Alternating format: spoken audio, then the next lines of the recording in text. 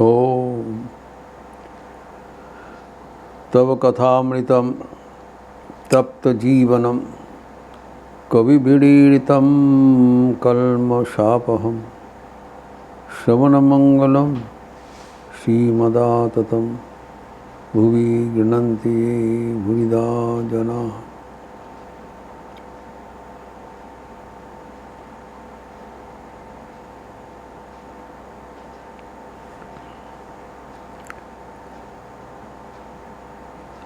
श्री श्री ठाकुर बंदर का बच्चा का जो उदाहरण दिए हैं उसी अनुसार चर्चा करते हुए हम देखे हैं। बंदर का बच्चा जिसे अपने सामर्थ्य का बल पर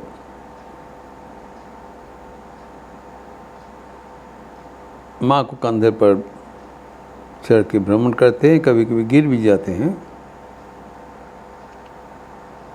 उससे उनका परवाह नहीं है।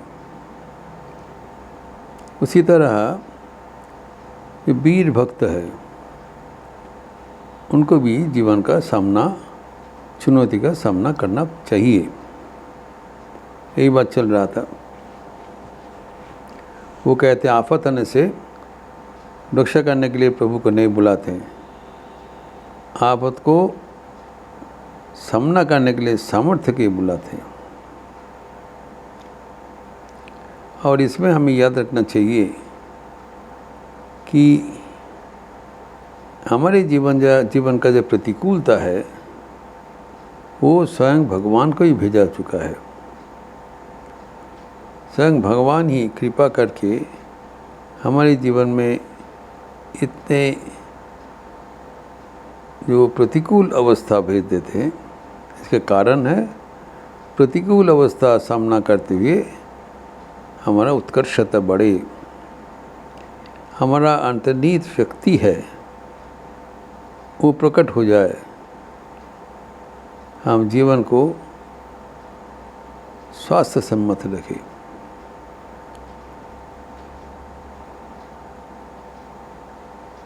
एवं हमें भरोसा रखना चाहिए कि प्रभु हमारे साथ बराबर है। ये सब प्रभु का ही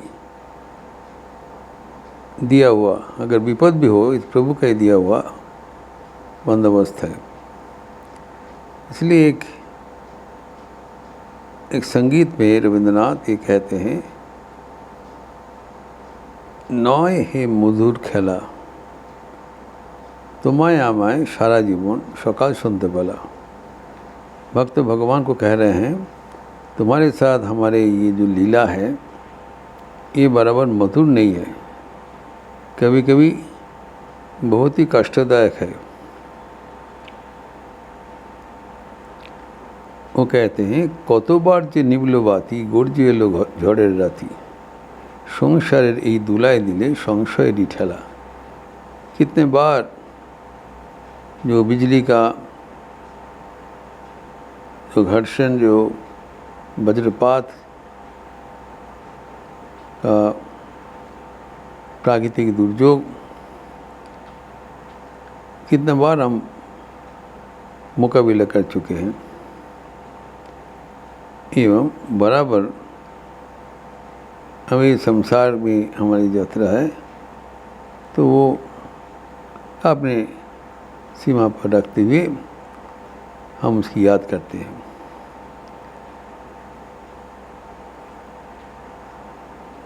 কতবার যে নিবল বাতি গর্জে এলো ঝড়ের রাতি संसारेर এই দুলায় দিলে সংশয়েরই ठेला। कभी कभी संशय लग जाता है कि भगवान क्या हमारे साथ है,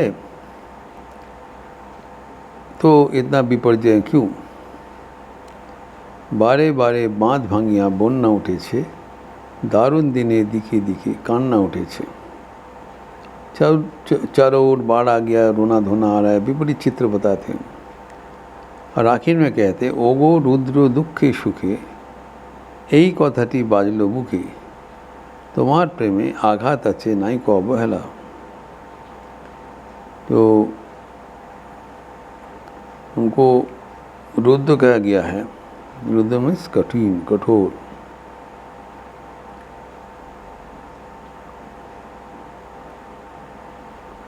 तो ये जो रुद्र का तुलना देखिए कहते हैं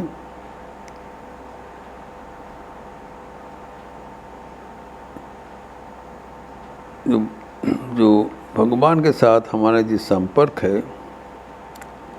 ये कोई करीब का संपर्क है।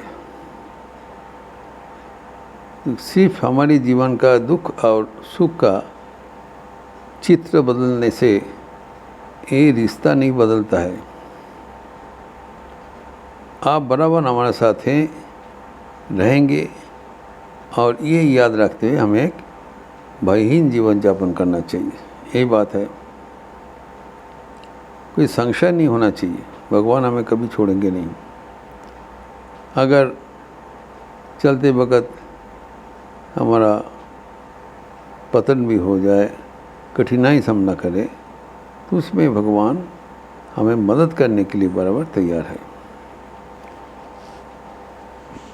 लेकिन हमें एक चुनौती का सामना करने का मानसिकता होना जरूरी है।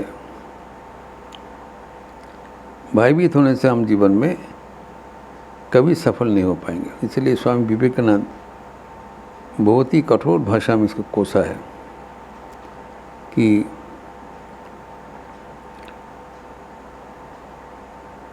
भयहीन जीवन यापन करो।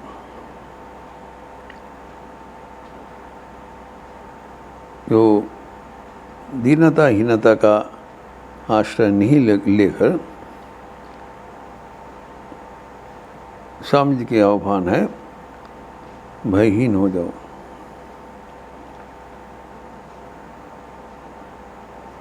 भय ही पाप है, भय ही मृत्यु है। स्वामी विवेकानंद कभी भय का प्रश्रय नहीं दिया, सबकी ओर निर्भीक होने का आह्वान करते थे। इसलिए वो दूसरा संगीत में है, आमी भय करबो ना, भय करबो ना, दुबेला मरार आगे मरबो ना भाई मरबो ना। इस दूसरा संगीत में है जो साधक संकल्प कर रहे हैं कि मैं कभी भयभीत नहीं होने वाला हूँ। क्यों? कारण जो विपरीत शक्ति है उसका वो मुकाबला करने के लिए जो सामर्थ्य का ज़रूरत है वो हमारे पास है। हमें डरने का क्या बात है? अगर नहीं रहता तो डरने की बात है। इसलिए कह रहता है कि मरने का पहले ही हमें मृत्यु का शिकार नहीं करना चाहिए, तो साहस के साथ इसको सामना करना चाहिए। स्वामी विवेकानंद कहते थे, ये भी साहस का अवलंबन लो, गर्व से कहो। तो हमारे साहस का अवलंबन लेके अपने पैर पर खड़ा होना चाहिए एवं एक काल्पनिक भय का शिकार बनते हुए जीवन को बर्बाद नहीं करना चाहिए। इसलिए बताया। एवं प्रतिकूलता हमारे जीवन में स्वाभाविक है। ये कहते हैं ये संगीत में, तोरी खाना बाईते गेले माझे माझे तूफान मिले, ताई बोले हाल छिड़े दिए धोरबो ना, कान्ना काटी धोरबो ना। जो हम नाव चला रहे हैं हमें तैयार रहना चाहिए, कभी भी तूफान आ सकता है। We should get ever ready for turf season adverse season, कभी भी हो सकता है एवं होना स्वाभाविक है। इसके लिए हम रोना धोना करें और शिकायत करें, विलाप करें अनावश्यक है। स्वामी जी जिसे कहते हैं, be bold be strong, face the situation, face the life squarely. इस संगीत में भी कहा गया है, शक्ति पथे चलते हवे माथा ऊंचू रेखे भावे, सहज पथे चलते गए पड़बो ना, पाकेर पथे पड़बो ना। शक्ति अवलंबन करते हुए सिर उठा के हमें जीवन संग्राम को चुनौती देना चाहिए। शक्तिपथ अवलंबनीय है एवं शक्ति के बाद अवलंबनीय होते भी हमें सीधा होकर जाना है। There should not be any compromise। जो सहज रास्ता मार्ग लेकर जो पंकील मार्ग है, जो गलत मार्ग है, अनैतिक मार्ग है, वो हम ग्रहण नहीं करेंगे। जितना भी कठिनाई हो हम सीधा रास्ते से चलेंगे, यही मेरा संकल्प है। इस प्रकार संकल्प से असंभव ऊर्जा शक्ति का विकास हो जाता है।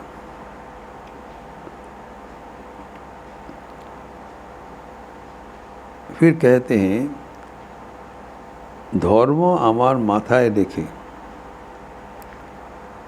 चलबो सीधे रास्ता देखे।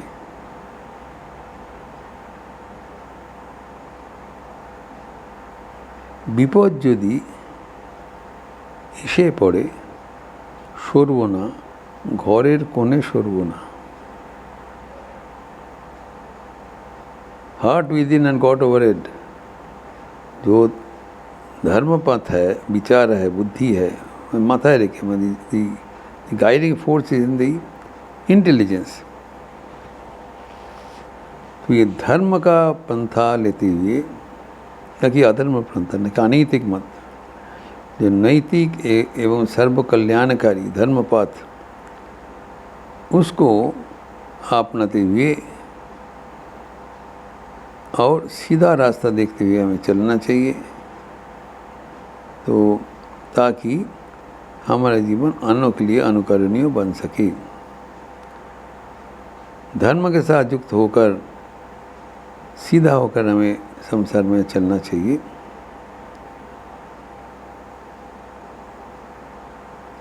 एवं कोई विपद अगर आफत का सामना भी करना पड़े, उससे हमें घबराने का कोई भी आवश्यकता नहीं है। ईश्वर तो हमारे साथ है, हमारा लेकिन सामर्थ्य जब तक हम लोग एग्जॉस्ट नहीं करते, भगवान का कृपा महसूस नहीं कर पाते। कृपा तो है, तो ईश्वर की कृपा समझने के लिए, कृपा हमारे जीवन में अपनाने के लिए हमें चुनौती का सामना करना पड़ेगा, ताकि आपका जो मार्ग है वो सीधा चलते रहे। तो एक रविंद्र संगीत का माध्यम से जो कवि गुरु रविंद्रनाथ जो मैसेज देने चाहते हैं, वो हमारे लिए परम शिक्षाप्रद है। और कभी याद से भूल ना हो जाना चाहिए कि जो विपद आपद जो भी हो, we should be ready to face it. We should not have a power of escapism. Sorvona, I will not fly to the corner of my home to avoid the adversaries in life. जो प्रतिकूल परिवेश है, प्रतिकूल समाज है, उसको अगर तुम्हारे सामने आ जाते हैं तो प्रतिकूल जीवन से माध्यम से इसको अतिक्रम करो, धर्मपथ में रखो, लेकिन सीधा होकर शक्ति के साथ जीवन का संग्राम में चुनौती ग्रहण करो एवं सफल हो जाओ। भगवान का कृपा सदैव है, लेकिन हमारा भी ओर से वो मानसिकता होना चाहिए, नहीं ये सच है, इसको पालन करना चाहिए, जो सच नहीं है उसको दंड देना चाहिए। इसी प्रकार अगर हम हमारे जो विवेक को जागृत रखते हुए साधन भजन के मार्ग में आगे बढ़े, तब हमारा जीवन धन्य हो जाएगा। ओम शांति शांति शांति। हरि ओम तत्सत। श्री राम कृष्णार्पणमस्तु। आज पावन रक्षाबंधन है, राखी पूर्णिमा। मिलनोत्सव है, एन एक्सचेंज ऑफ ग्रीटिंग्स। तो ये पावन अवसर पर हमारे लखनऊ आश्रम में शाम को श्याम नाम संकीर्तन है। उसके साथ साथ आज स्वामी निरंजनानंद जी की जन्म तिथि ही माना जाता है। तो इस स्वामी निरंजन जी के जन्म जयंती पर उनके जीवनी तथा वाणी पर प्रवचन होगा आरती के बाद। ये विषय है कि श्री रामचंद्र जी के अंश में आविर्भूत बेताग निरंजन स्वामी निरंजनानंद जी, जो ए डिसाइपल ऑफ भगवान श्री रामकृष्ण, उनकी जयंती पर उनके पावन जीवनी तथा वाणी पर चर्चा करेंगे। एवं जो श्याम नाम संकीर्तन, आज पूर्णिमा का अवसर है, तो श्याम नाम संकीर्तन भी होगी संध्या आरती के बाद। आप सबका स्वागत है। अच्छा रहिए, स्वस्थ रहिए, आनंद में रहिए। नमस्कार।